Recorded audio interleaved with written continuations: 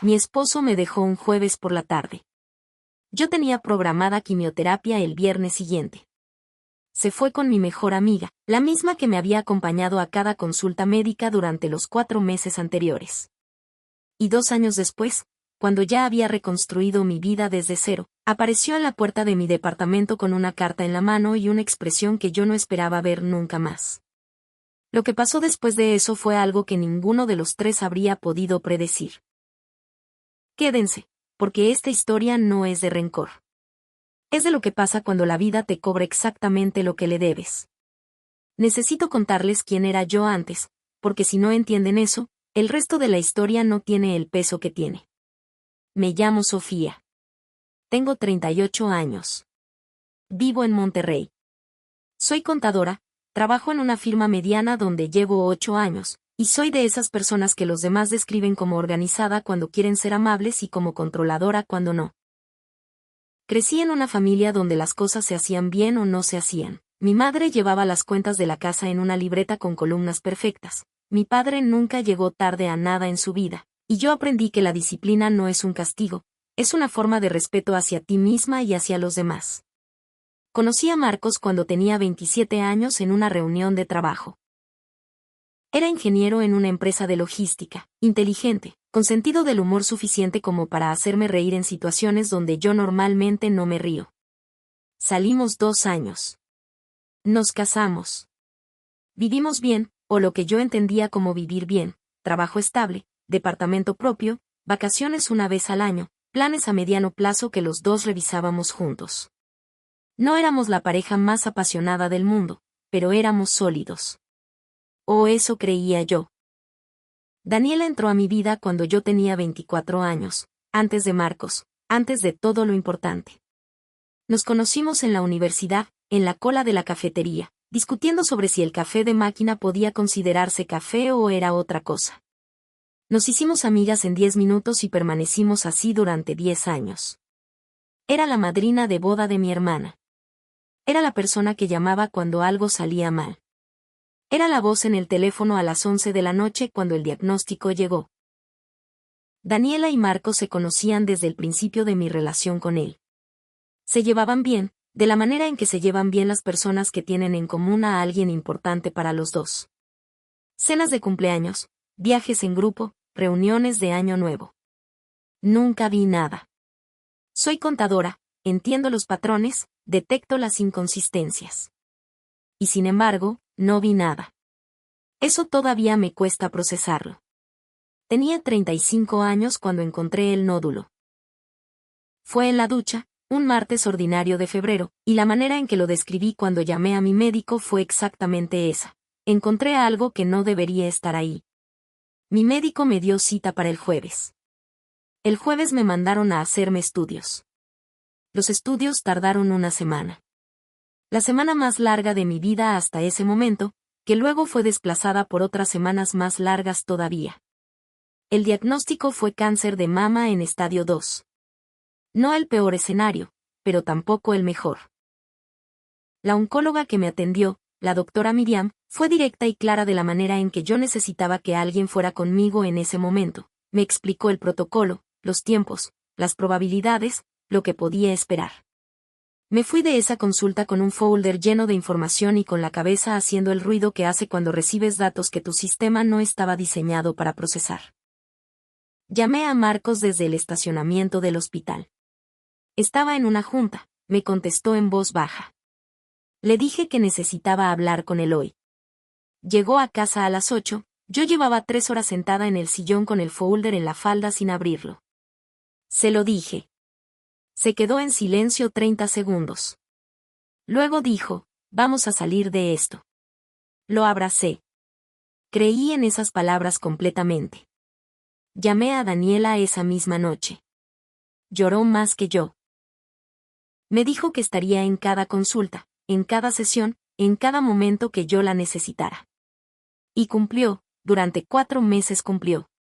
Estaba en la sala de espera mientras yo recibía la primera quimioterapia. Estaba en mi casa con caldo de pollo cuando llegaba del hospital. Estaba en el otro lado del teléfono a cualquier hora. Recibí 6 sesiones de quimioterapia. La primera fue en junio. Tenía programada la séptima para finales de octubre. Marcos me dejó el jueves anterior a esa séptima sesión. Llegué del trabajo a las 7. Marcos estaba en la sala con una maleta a su lado, no grande, de fin de semana, como si hubiera calibrado el tamaño para que no pareciera una decisión definitiva aunque lo era. Estaba de pie. No estaba sentado como alguien que espera una conversación. Estaba de pie como alguien que ya tomó la decisión y solo necesita ejecutar la salida. Me dijo que necesitaba hablar conmigo. Me senté. Él siguió de pie. Me dijo que lo sentía. Que no era el momento y que él lo sabía, pero que no podía seguir esperando porque eso tampoco era justo para ninguno de los dos. Que había cosas que habían cambiado en él. Que se sentía desconectado desde hacía tiempo. Que necesitaba ser honesto conmigo aunque doliera. Le pregunté si había alguien más. Tardó 2 segundos en responder. Esos 2 segundos me dijeron todo antes de que abriera la boca. Dijo que sí. Le pregunté quién. Dijo el nombre de Daniela. No voy a describir lo que sentí en ese momento porque no tengo palabras que sean suficientemente exactas y no quiero usar palabras inexactas para algo que fue tan preciso en su capacidad de hacer daño. Lo que sí voy a decir es que lo primero que pensé, antes que la rabia, antes que el dolor, fue una imagen, Daniela en la sala de espera de quimioterapia, con un café en la mano, sonriéndome cuando salía. Y la pregunta que apareció sola, ¿cuánto tiempo llevaban? Marcos tomó la maleta y se fue esa noche. No a un hotel. A casa de Daniela, que vivía sola en un departamento a 15 minutos del nuestro. Me enteré después por una cadena de deducciones que no requirió mucho esfuerzo. Al día siguiente fui a mi séptima sesión de quimioterapia sola. Me senté en esa silla, con la aguja en el brazo, y me dije que iba a terminar el tratamiento. Que eso era lo primero. Que todo lo demás podía esperar pero eso no. Y lo terminé.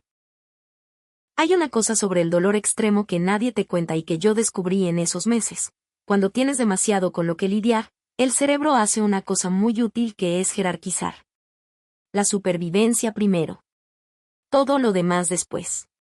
Yo no elegí esa jerarquía conscientemente, simplemente apareció, y lo agradezco porque sin ella no sé cómo habría funcionado. Terminé el tratamiento en diciembre.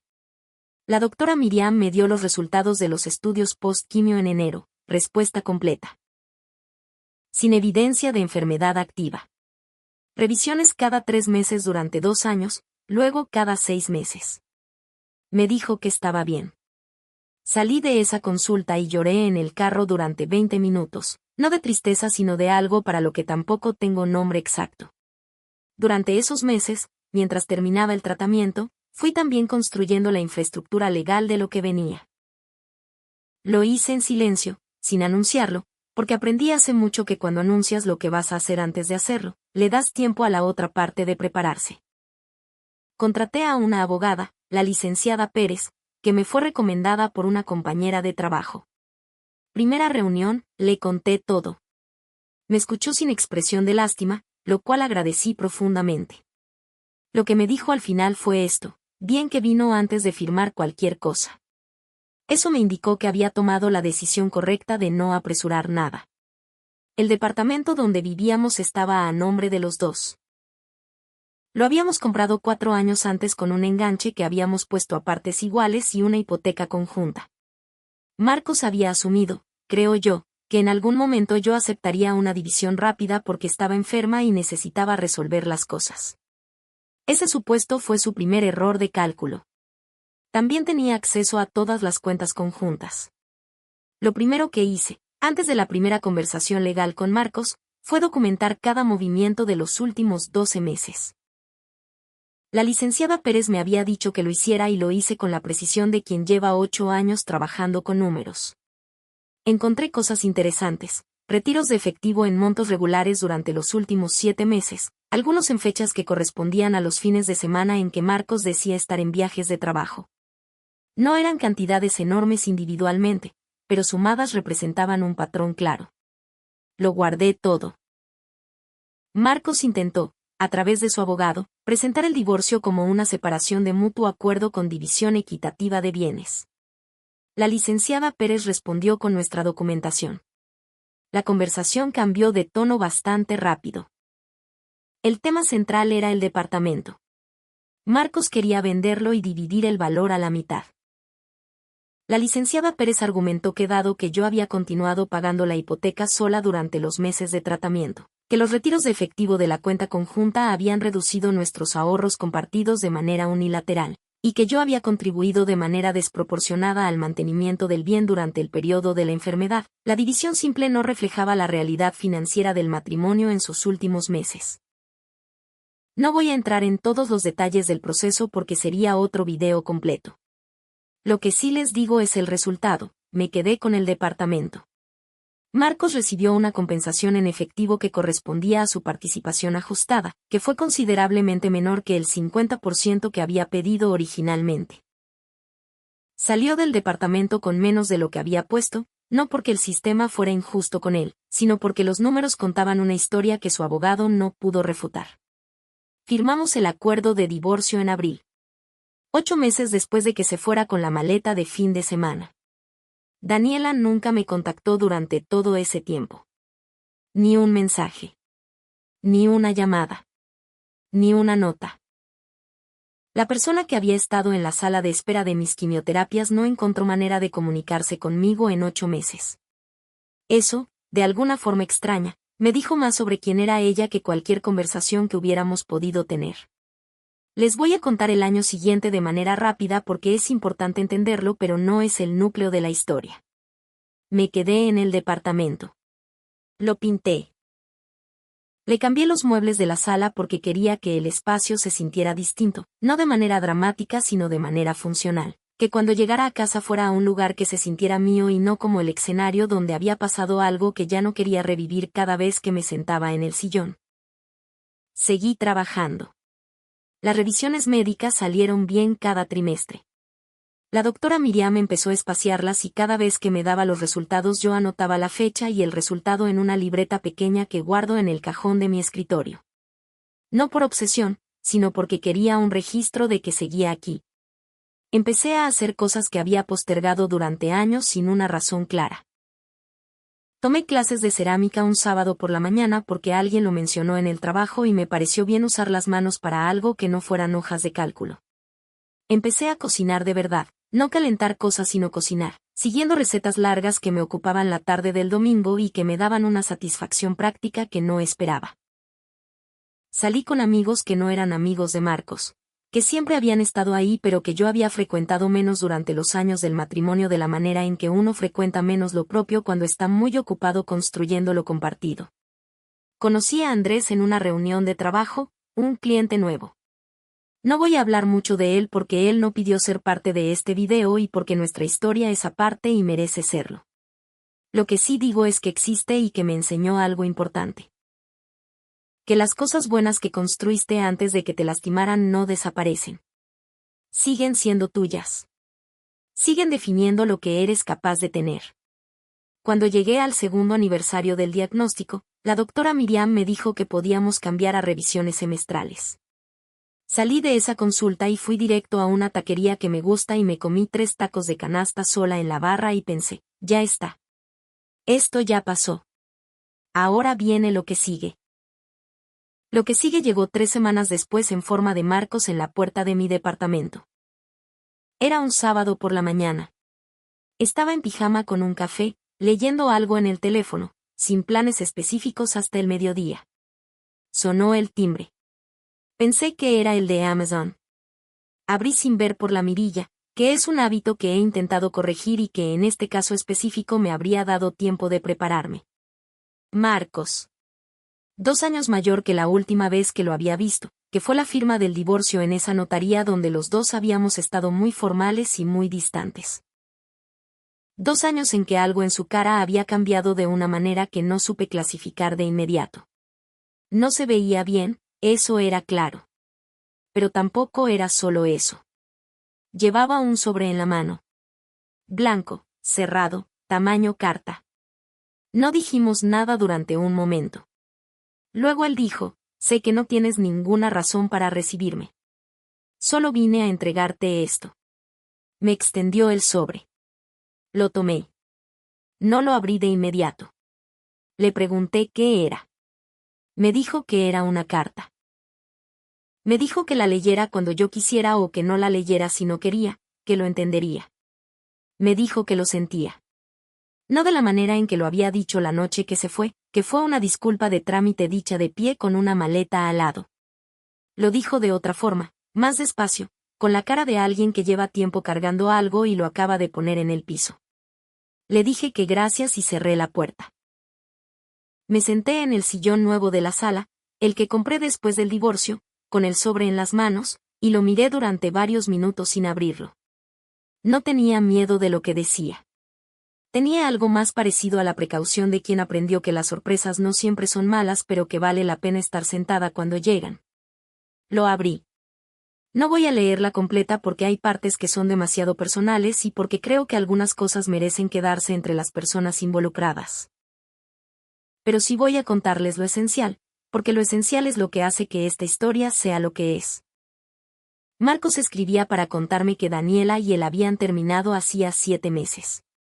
No de manera dramática, según describía, sino con el agotamiento lento de dos personas que construyeron algo sobre una traición y que en algún momento tuvieron que mirar lo que habían construido con honestidad.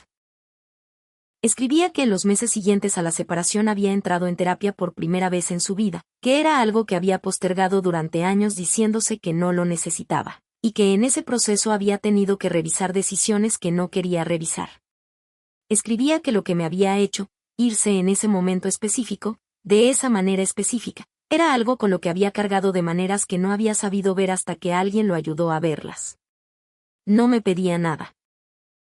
Eso fue lo primero que revisé cuando terminé de leer. Ninguna solicitud explícita de perdón, ninguna petición de volver a hablar, ninguna expectativa de respuesta.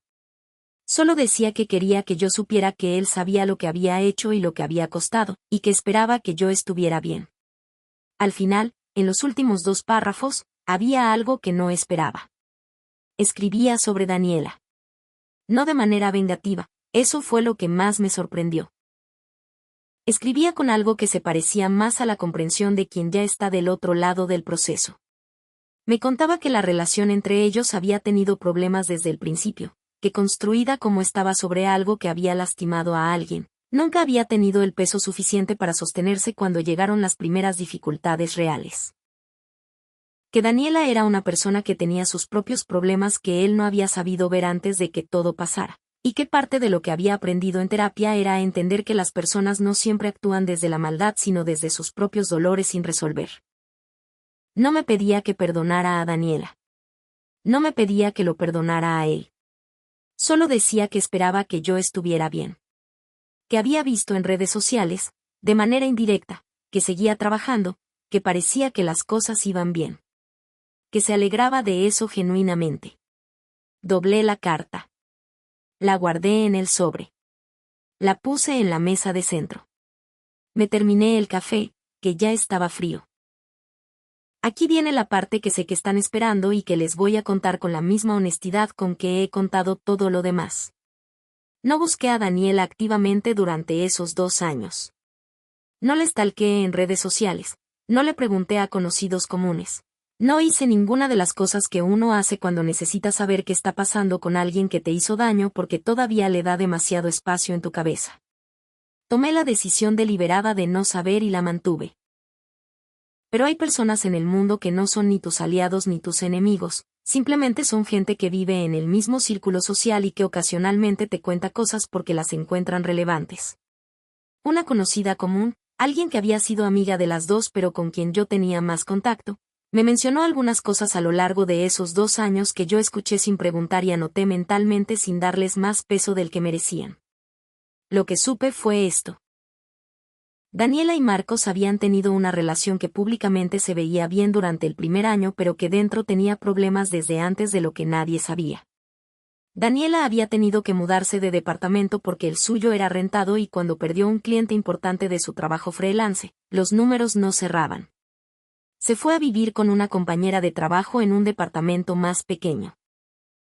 Marcos y ella terminaron, según la versión que circuló, por incompatibilidad de proyectos de vida, que es la manera diplomática de decir que algo no funcionó sin entrar en detalles. Después de que terminaron, Daniela intentó contactarme. Me llegó un mensaje de un número que no tenía guardado, pero cuyo código de área reconocí como el suyo. Decía: Sofía, sé que no tengo derecho a pedirte nada. Solo quería saber cómo estás. No respondí. No lo bloqueé tampoco. Simplemente lo dejé ahí, leído, sin respuesta, que es una forma de respuesta en sí misma. 3 semanas después llegó otro: entiendo que no quieras hablar. Solo espero que estés bien. No respondí ese tampoco. Lo que sentí al leer esos mensajes fue algo que no esperaba sentir: no rabia. No satisfacción. Algo más parecido a la indiferencia que nace cuando ya procesaste completamente algo y lo que queda es solo el dato frío de lo que ocurrió. Daniela había tomado decisiones. Esas decisiones habían tenido consecuencias. Yo no era parte de ninguno de esos dos procesos ya. Hay gente que me preguntará si debería haber respondido. No lo sé. Sé que no lo hice y que esa decisión se sintió correcta para mí en ese momento. No como castigo. Como límite. Tardé 10 días en decidir si le respondía o no. No porque no supiera qué sentía. Sabía perfectamente lo que sentía, que era una mezcla de cosas que no se cancelan entre sí. El reconocimiento de que la carta era genuina, la claridad de que el daño que me había hecho había sido real e inmenso, la conciencia de que yo había salido del otro lado de ese daño más entera de lo que había entrado, y algo pequeño pero presente que se parecía mucho a la compasión por una persona que había tomado decisiones terribles y que aparentemente había tenido que vivir con ellas. Al final de esos 10 días le mandé un mensaje de texto. Corto. Decía: recibí tu carta. La leí. Gracias por escribirla. Estoy bien, mejor de lo que estaría si no hubiera pasado lo que pasó, que es una cosa rara de decir pero es verdad. No necesito que respondas a esto. No respondió. O quizás respondió y no lo vi porque archivé la conversación sin revisarla de nuevo. De cualquier manera, no lo necesitaba. Lo que me pareció importante era esto: la carta de Marcos no cambiaba nada de lo que había pasado. No deshacía los meses de quimioterapia yendo sola. No deshacía el jueves con la maleta. No deshacía los 2 años de construir desde cero. Pero era un reconocimiento de que lo que pasó, pasó, y que él lo sabía. Y hay algo en ese reconocimiento que, aunque no lo necesitas para seguir adelante porque ya seguiste, hace que la historia tenga un cierre más limpio. Mi abuela decía que las deudas de conciencia se cobran solas. No tienes que perseguirlas. Solo tienes que darte tiempo. Esto es lo que importa al final. Tengo 38 años. El departamento es mío, sin hipoteca pendiente, porque usé parte del acuerdo del divorcio para hacer un pago adelantado importante. Lo pinté de colores que Marco nunca habría elegido y que a mí me gustan exactamente por eso. Trabajo en la misma firma pero en una posición mejor. El año pasado me dieron una cartera de clientes que antes era de un socio que se jubiló. No es el reconocimiento más glamoroso del mundo, pero en mi sector es exactamente el tipo de señal que importa. La doctora Miriam me ve cada 6 meses. Cada revisión vuelvo al carro, me siento un momento, y anoto la fecha y el resultado en la libreta del cajón. Hasta ahora, siempre el mismo resultado, sin evidencia de enfermedad activa. Cada vez que lo anoto pienso que si hay algo que aprendí de todo esto es que la frase sin evidencia de enfermedad activa es probablemente la más hermosa en cualquier idioma. Andrés existe. La historia con él es tranquila de la manera en que son tranquilas las cosas que construyes cuando ya sabes lo que no quieres. No hay drama. Hay respeto, hay conversaciones largas, hay planes que hacemos con naturalidad sin que ninguno de los dos sienta que tiene que apresurarse a ninguna parte. Mis amigas, las de verdad, las que estuvieron en los meses de tratamiento de maneras que no implicaban ninguna traición, siguen ahí. Las frecuento más que antes. Aprendí que la amistad, como cualquier cosa que vale, requiere atención activa y que cuando dejé de dársela porque estaba muy ocupada construyendo el matrimonio, no desapareció. Solo esperó. Esta historia no es sobre Marcos. No es sobre Daniela. Es sobre lo que pasa cuando te obligan, de la peor manera posible, a descubrir de qué estás hecha. Yo no elegí tener cáncer. No elegí que mi esposo se fuera cuando lo hizo ni con quien lo hizo. No elegí que mi mejor amiga tomara las decisiones que tomó. Ninguna de esas cosas estaban en mi control y habría dado cualquier cosa porque no hubieran pasado. Pero lo que sí elegí, cada día de esos 2 años, fue lo que hacía con lo que me habían dejado. Elegí terminar el tratamiento.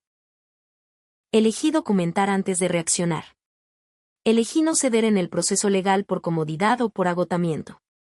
Elegí no gastar energía en el seguimiento de lo que les pasaba a ellos y gastarla en cambio en lo que me pasaba a mí. Elegí responder la carta o no responderla desde un lugar de claridad, no desde la rabia ni desde la necesidad de que alguien me viera sufrir. No soy perfecta. Hubo noches malas. Hubo momentos donde el resentimiento era tan pesado que no podía ver bien alrededor de él. Pero el resentimiento, si lo dejas, se va consumiendo solo cuando no le das más combustible. Lo que le da combustible es la atención constante, el repaso de lo que pasó, el debería haber, el cómo pudo. Cuando dejé de alimentarlo, fue encogiéndose hasta quedarse en el tamaño exacto que le correspondía, el registro de algo que pasó, no la definición de quién soy. La vida le cobró a Marcos y a Daniela lo que les tenía que cobrar. No porque yo lo hubiera pedido. Porque así funcionan las cosas cuando construyes algo sobre una mentira. Tarde o temprano el peso no aguanta. Y mientras eso pasaba, yo estaba aquí. Reconstruyendo. Sanando. Siguiendo adelante. Eso es todo. Eso siempre fue suficiente. Si llegaron hasta el final, gracias. Este video fue difícil de hacer y necesitaba hacerlo. Si están pasando por algo parecido, lo único que les puedo decir es que el otro lado existe y que vale la pena llegar a él. Cuídense.